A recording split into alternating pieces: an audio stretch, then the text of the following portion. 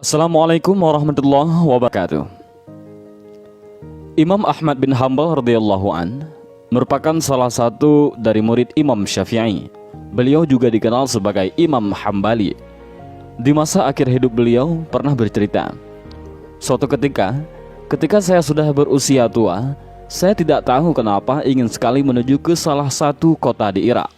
Dan cerita ini tertulis dalam manaqib Imam Ahmad bin Hanbal ketika beliau menuju Basrah. Padahal tidak ada janji sama orang dan tidak ada hajat. Akhirnya Imam Ahmad bin Hanbal berangkat sendiri menuju kota Basrah itu. Beliau meriwayatkan, saat tiba di sana waktu Isya, saya ikut salat berjamaah Isya di masjid. Hati saya merasa tenang. Kemudian tiba-tiba saya ingin istirahat.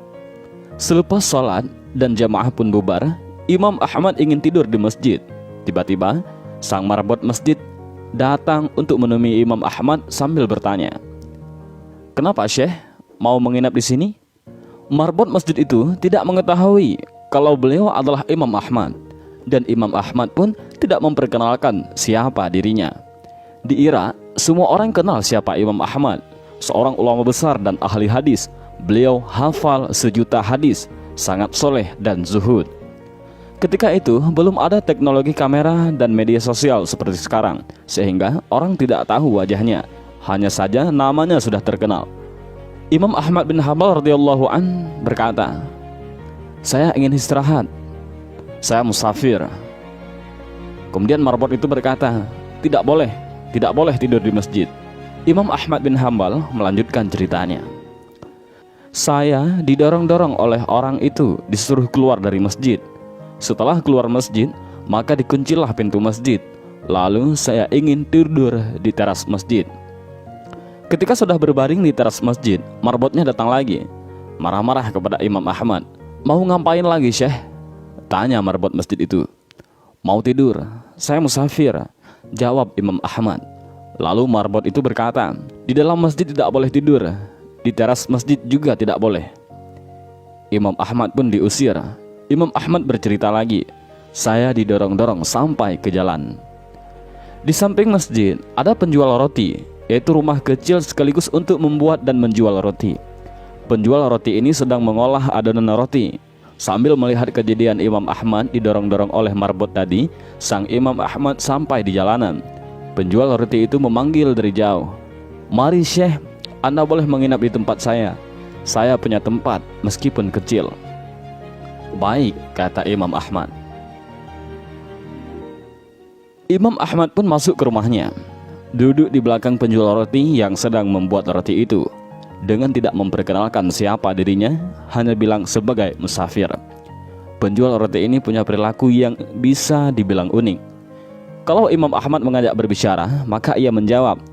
Kalau tidak, dia terus membuat adonan roti sambil melafalkan istighfar, "Astagfirullah."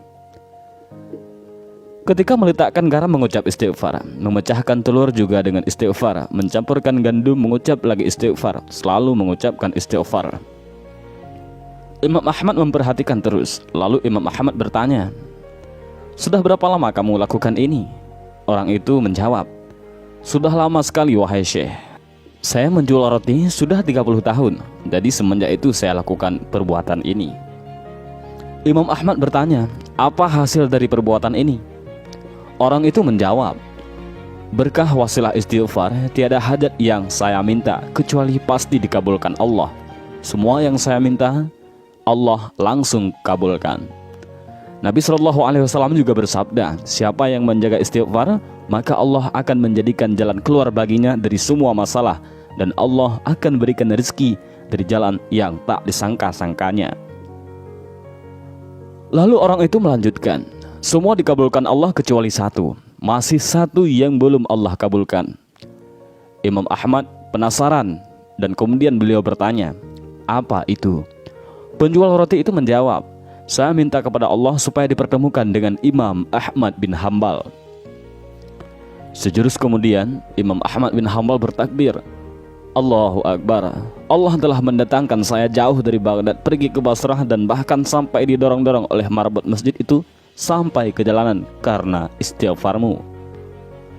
Ketika itu penjual roti terperanjat memuji Allah Ternyata yang di depannya adalah Imam Ahmad bin Hambal. Demikianlah video singkat ini. Mudah-mudahan ada manfaat dan pelajaran yang bisa kita ambil dari kisah yang sangat singkat ini. Wallahu a'lam bishawab. Assalamualaikum warahmatullahi wabarakatuh.